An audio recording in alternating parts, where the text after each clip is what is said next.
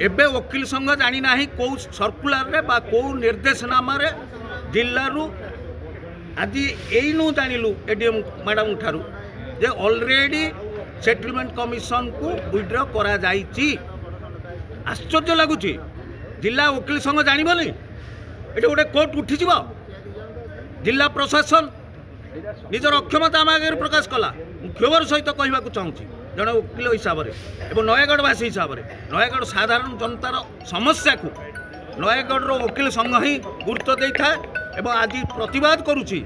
जे एठारे पुनर्बार बा जो ऑफिस कमिशन सेटलमेंट कमिशन को चली जदि रद्द कर भी समय अच्छी रद्द करंतु से ऑर्डर को एवं एठेकिनी सेटलमेंट कमिशन ऑफिस जेमिति चालूला ताकू चालू करा जाऊ।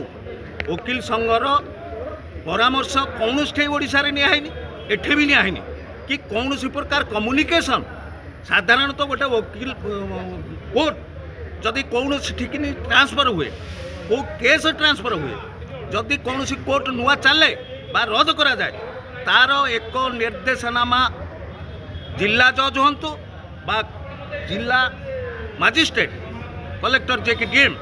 ये वकील संघ को जनाती मु आश्चर्य होउची मोर 35 वर्ष वकिलाती भितर आम वकील संघ को एबे जाए जनाई दिया जाई नाही तार प्रतिवाद आम करुचु एवं नयगढ़वासी अतीत एठी जिला प्रतिष्ठा करवा एवं जिला जज कोर्ट खोलिबा अग्रधारे थिले एवं नयगढ़वासी एकत्रित हेबे ए अन्याय प्रतिवाद करबा पाए आपण जरिया साधारण नयगढ़वासी के आम जनाऊँ। एडिशनल कमिश्नर कंसोलिडेशन और सेटलमेंट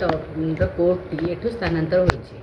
तेणु ता प्रतिवाद से आसिकी आज गोटे दाबीपत्र देते जोटी को आम रिसीव करूँ जहाँ से जहाँ को आड्रेस कर हायर क्वार्टर को पठे दि जदि से सरकार विचार करते तार विचार कर अतिरिक्त कमिशन कोर्ट चकबंदी अदालत आज की दीर्घ वर्ष कार्य कर जिलार बहुत लिटिगेंट पब्लिक वकील मैंने ये कोर्ट में संश्लिष्ट थे। बर्तमान हठात सरकार का निष्पत्ति ये जो लोक सरकार है निष्पत्ति है नयगढ़ कोर्ट स्थानांतर करें भुवनेश्वर आम नुआ फाइलिंग वाला करें डेट दौना जो केस अच्छी तार डेट दौना तेणु आम जिला वकील संघ नेतृत्व में अच्छी जिलार समस्त वकील संघर कार्यकर्ता और वकील संघर सभ्य मानू आम साथी नहीं आज एक जिला कोर्ट कम्प्लेक्स एक प्रतिभा शोभा आम आसी आम नयगढ़ जिलापाल जरिया आम आज ओडिशा राज्यर माननीय मुख्य शासन सचिव राजस्व परिषदर माननीय सभ्य एवं केन्द्रांचल राजस्व कमिशनर को पाखक आम आज दाबीपत्र पठेलु स्मारकपत्र नयगढ़ आम कोर्ट उठा को आम बर्दास्त करूँ जिला वकील संघ जिला वकील मैंने ये हूँ आम अधिकार को आमको आमठू कहीं छड़े नहीं पारे ना।